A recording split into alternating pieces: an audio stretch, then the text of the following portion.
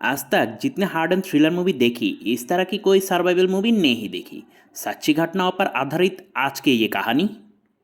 और हमारी आज की मूवी है सोसाइटी ऑफ द स्नो।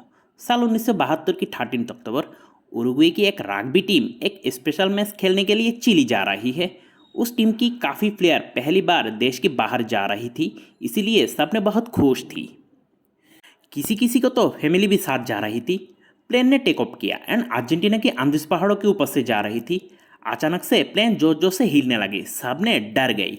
नोमा नाम की एक लड़के ने देखा विमान की जो विंग वो जोर जोर से हिलने लगा। नोमा की फ्रेंड ने कहा डरने की कोई बात नहीं, कभी कभी प्लेन ऐसे ही हिलती है। लेकिन देखते ही देखते प्लेन की हिलना डुलना बढ़ गई एंड प्लेन एक पहाड़ के साथ टक्कर खा के टूट के दो टुकड़े हो गई। एक आदमी ने तो प्लेन की पिछले हिस्से के साथ उड़ गई एंड आगे की जो पार्ट वो पार्ट जोर से बर्फ के ऊपर गिरी। कोई गाड़ी जब फुल ब्रेक करती है तो क्या होती है, उससे भी 10 गुना ज़्यादा जोर से ब्रेक होने की वजह से साबी ने सामने की तरफ गिर के पड़ी। प्लेन की लोहे की टुकड़े कई लोगों की पैर और पेट के अंदर घुस जाती है। इस हादसे की वजह से कई लोग स्पॉट में ही मर गई। कुछ देर बाद जो लोग जिंदा थी वो बाकी लोगों को निकलने लगी प्लेन के अंदर से। सबके आसपास में खून ही खून है। वहाँ पर एक आदमी की लीवर की तरफ से खून निकलने लगी एंड वो जोर जोर से चिल्लाने लगी, मैं मरना नहीं चाहती, मैं मरना नहीं चाहती।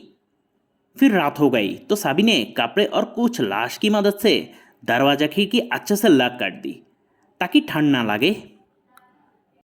फिर साबी ने डर डर के सो गई। अगले दिन सुबह और भी कुछ लोग ठंड की वजह से मर गई। नुमा बाहर जाके देखा है कि चारों ओर से बर्फ ही बर्फ है। फिर साबी ने रात अच्छे से काटने के लिए सब सामान बाहर निकाला और सारी लाश बर्फ से ढक देती है ताकि लाश खराब ना हो जाए। फिर सब बैग के अंदर से सब खाना बाहर करके एक ही जगह पर जमा किया है। इस प्लेन क्रैश में अभी तक 11 लोगों की मौत हो गई। जब वो लोग कुछ खा रही थी तभी उसके माथे के ऊपर से एक प्लेन चले गई। साबी ने हेल्प के लिए चिल्लाने लगी, लेकिन कोई फायदा नहीं हुआ। उसी रात साबी ने 2-3 जोड़े कपड़े पहन लिया एंड प्लेन के अंदर जो छेद थी वो बंद करके सो गई। अगले दिन मान नाम करके एक लड़की की होश आई एंड पूछने लगी कि उसका माँ कैसी है। सबने बताया कि उसके माँ भी मर गई। फिर सबने बर्फ को पिघलाकर पानी बनाने लगी। फिर सभी ने सारी बैग की मदद से एक बहुत बड़ी एक्स बनाया ताकि कोई रेस्क्यू टीम ऊपर से जाने के वक्त सबको देख सके। कुछ देर बाद उसके माथे के ऊपर से और एक प्लेन गई। सबने जोर जोर से हाथ हिलाकर ग्लास की रोशनी की मदद से प्लेन की ध्यान खींचने की कोशिश की, लेकिन इस बार भी कोई फायदा नहीं हुआ। अगले दिन भी और एक प्लेन की आवाज़ सुनी, लेकिन ये प्लेन भी बहुत दूर थी। रेस्क्यू टीम को पता भी नहीं है कि सब लोग किधर है। फिर सबको याद आया विमान के पिछले हिस्से की तरफ एक बैटरी थी। अगर ये बैटरी मिल जाए तो तब वो लोग रेडियो की मदद से रेस्क्यू टीम को इधर बुला सकती है। फिर सबने जो रास्ते प्लेन क्रैश हुआ उस रास्ते की तरफ बैटरी ढूंढने लगी। काफ़ी दूर जाने के बाद सबने पीछे की और मुड़ के देखा तो प्लेन का कोई निशान नहीं है। इसी वजह से रेस्क्यू टीम सबको नहीं देखा। मौसम भी खराब होने लगी तो सबने वापस जाने का सोचा और ऐसे एक हफ्ते निकल गई और सारी खाना भी ख़त्म हो गई। सबको इतने ज़ोर से भूख लगी है कि सबने पत्थर के ऊपर से घास खाने लगी, लेकिन वो सब इतने गंदे और बुरी थी कि कोई खा नहीं सकी। कुछ ने तो अपने जो जख्म थी उस जख्म की सूखे स्किन खाने लगी। इधर मेंडो नाम की एक आदमी ने बोला कि वो लाश की मांस खाएगी, लेकिन कई लोगों को ये क्राइम लगा। लेकिन कुछ लोग खाने के लिए राज़ी हो गए एंड सबको अंदर तर्क बितर्क शुरू हो गई। वहाँ पर एक ने तो जूते की रस्सी और सिगरेट खाने लगी। अगले दिन कोको नाम की एक लड़के ने अपने माँ बाप के लिए एक लेटर लिखी। उसने बोला है कि अगर तुमको ये लेटर मिली तो जान लो हम सब यह बर्फ़ में कई दिनों तक सरवाइव की थी। और कुछ दिन बीत गई और सभी ने भूख के मार के पागल हो रही थी। सबकी भूख देखकर कुछ लोगों ने परमिशन दे दी लाश खाने के लिए एंड कुछ लोगों ने बाहर जाकर लाश खाने भी लगी। ये देखकर विमान के अंदर से भी कुछ लोग जाकर लाश खाने लगी, लेकिन कुछ लोग अभी भी लाश नहीं खाना चाहती है। कुछ देर बाद वो लोगों को एक सूटकेस मिला जिसके अंदर एक रेडियो थी। फिर नेटवर्क पाने के लिए वो लोग एक एंटेना बनाया। अचानक से नेटवर्क मिला भी। नेटवर्क आते ही वो सब ने रेडियो में जो सुना वो सुन के सबको पैरों की तले जमीन खिंचक गई। सबने सुना है कि रेस्क्यू टीम सांप को बहुत ढूंढा एंड किसी को नहीं मिलने की वजह से सरकार ने अब ढूंढना कैंसिल कर दिया, इसीलिए और कोई रेस्क्यू टीम नहीं आएगा। साबी ने अपना हिम्मत खो दिया। फिर बाकी जो लोग थी वो भी लाश खाने के लिए राजी हो गई, क्योंकि साबी ने जान गई कि उन्हें बचाने के लिए और कोई नहीं आएगा। अगले दिन सब ने फिर बैटरी ढूंढने लगी। कुछ दूर जाने के बाद काफ़ी ठंड की वजह से बैटरी ढूंढना और भी मुश्किल हो गई एंड उस रात उधर रहने की सोच ली, लेकिन अचानक से बहुत बर्फ गिरने की लगी एंड उन्होंने बहुत कष्ट से वो रात गुजार दी। अगले दिन सुबह उन तीनों में से एक ने अपनी आँख से कुछ भी नहीं देख सकती है और बाकी दो भी काफ़ी वीक हो गई। उन तीनों ने बहुत ट्राई करने के बाद नीचे आया। फिर साबी ने हंस हंस के बात करने लगी ताकि अपना दुख दर्द भूल सके, लेकिन अचानक बर्फ गिर गई जोर से एंड साबी ने बर्फ के नीचे दब गई। कहीं ने तो खुद से ही निकल गई एंड बाहर जाके देखा जोर जोर से बर्फ गिर रही थी। साबी ने बाकियों को बर्फ के अंदर ढूंढने लगी एंड बाकियों भी बर्फ के अंदर से बाहर ले आई। लेकिन वहाँ पर एक औरत थी, वो बर्फ की काफ़ी अंदर दबी हुई थी, उसका वहाँ पर मौत हो गई। साबी ने जब बाहर देखा तब और भी जोर से बर्फ गिरी। कुछ देर बाद सबने देखा है कि उन सब के बीच में से और 8 लोगों की मौत हो गई। वहाँ पर किसी न किसी तरह एक छेद करके वह से सांस लेने लगी।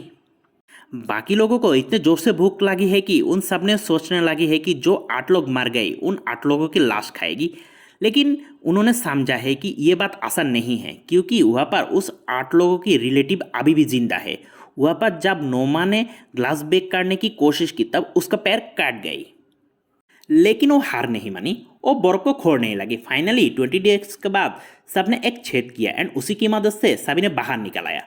जब उन लोगों की 38 दिन चल रहा है तब उनमें से एक लड़का जो सिख था वो मर गया। रॉबर्टो नाम के एक लड़के ने कहा, इस तरह कितने दिन चलेगा, उन सबको यहाँ से बाहर जाने के लिए कुछ ना कुछ करना चाहिए। रॉबर्टो ने और बोला, उन सब ने और भी ज़्यादा प्रिपरेशन लेके प्लेन की पिछले हिस्से को ढूंढने जाएगी। बस उनमें से 4 जन बहुत सारी गर्म कपड़े पहनकर निकल गई, जिसमें से नोमा भी थी। उन चारों ने पहाड़ में ढूंढने लगी। चलते चलते अचानक नोमा फिसलकर पहाड़ से गिर गई।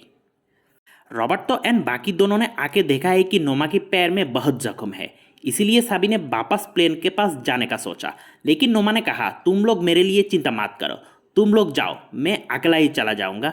नोमा वापस आते आते बहुत वीक हो गई। इधर हम देखते हैं कि 3 लोग वापस नहीं आया। वो तीनों ने प्लेन के पिछले हिस्से को ढूंढ लिया। तीनों ने वहाँ पर परिष्कार कपड़े, एक suitcase and chocolate pi and जिस बैटरी ढूंढने आया वो बैटरी भी तीनों ने पाया। तीनों ने वो सब चीज़ ले आई एंड बैटरी की मदद से रेडियो ऑन किया एंड मदद चाहने लगी, लेकिन कोई रिप्लाई नहीं आया। कुछ दिन जाने के बाद नोमा की हालत और भी खराब होने लगती है। साबी ने लाश की मांस खा खा के दिन गुजर रही थी, क्योंकि सबको ये चीज़ की आदत हो गई। इधर नोमा ने खाने दाने एकदम छोड़ दिया, क्योंकि वो बोला है कि कुछ दिन बाद वो ऐसे ही मर जाएगी, इसीलिए उसके हिस्से की खाना कोई और खा के वो लोग और कुछ दिन जीवित रह सकती है। उन्होंने फिर से जब प्लेन के पिछले हिस्से तलाशी चलाई तब उन्होंने एक वाटरप्रूफ कपड़े मिला, जिसकी मदद से वो एक स्लीपिंग बैग बनाया। 58 डेज पार होने के बाद एक दिन अचानक से सब ने रेडियो में सुना है कि एक आखिरी बार रेस्क्यू टीम आएगी उन सबको ढूंढने के लिए। सभी के मन में एक होप आया। इधर नोमा की आखिरी वक्त आ गई। तब नोमा ने सबको कहा है कि जब मैं मर जाऊंगी तब तुम सब ने मिलकर मुझे खा सकती है। तुम लोगों के बीच में से अगर एक भी जिंदा बच के निकला तो मेरा मरना सार्थक होगा। आखिर में नोमा ने भी दुनिया से चल बसी।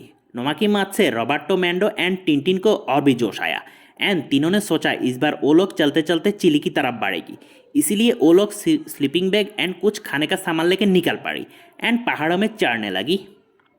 रात में जब फिर से बर्फ गिरने लगी तब तीनों ने स्लीपिंग बैग के अंदर जाके किसी न किसी तरफ अपना जान बचा ली। अगले दिन सुबह तीनों ने फिर से चलने लगी।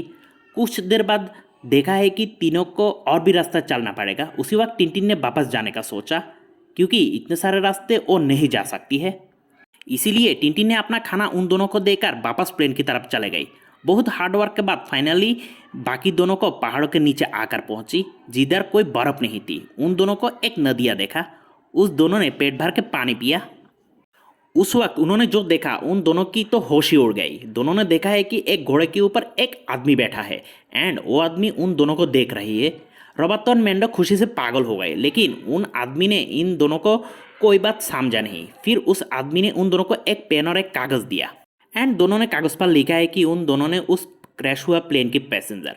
जल्द ही इस न्यूज़ चारों ओर फैल गई। उन आदमी ने रॉबर्टो एंड मैंडो को खाना देती है खाने के लिए। आफ्टर 72 डेज उन दोनों ने कोई अच्छा खाना खाया। देखते ही देखते वहाँ पर काफ़ी सारे जर्नलिस्ट आ गई। उधर बाकी जो लोग थी उन सब ने सुना है कि उसको उन सबको रेस्क्यू करने के लिए रेस्क्यू टीम आ रही है। इसी न्यूज़ सुन के सभी ने खुशी से पागल हो गए। फिर हेलीकॉप्टर की मदद से सबको रेस्क्यू किया एंड सबको खाना खिलाया और ऐसे ही इस मूवी की कहानी खत्म होती है।